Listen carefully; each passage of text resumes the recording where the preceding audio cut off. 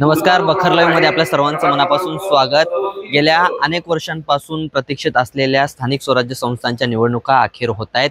जवळपास 7 वर्षांनंतर निवडणूक कार्यक्रम जो आहे तो जाहीर झालेला आहे। त्यामुळे इच्छुक उमेदवारांमध्ये आनंदाचं आणि उत्साहाचं वातावरण आहे आणि अशाच पद्धतीचे वातावरण आज सुद्धा पाहायला मिळते।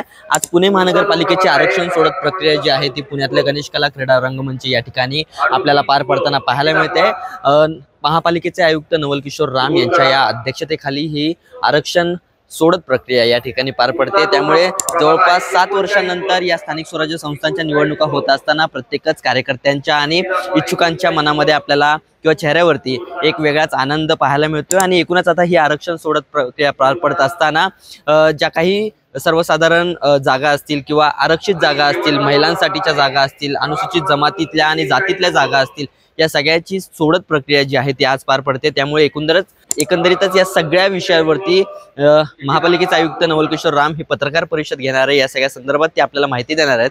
तोपर्यंत सध्या ही प्रक्रिया सुरू आहे आणि एक वेगळा आनंद सध्या या गणेश कला क्रीडा रंगमंचावरती आपल्याला पाहायला मिळतोय। आता अखेर निवडणुकींचं बिगुल तर वाजलेलं आहे। त्यामुळे आता आगामी काळामध्ये कशा पद्धतीने ह्या सगळ्या गोष्टी पार पडतात हे पाहणं आता महत्त्वाचं असणार आहे।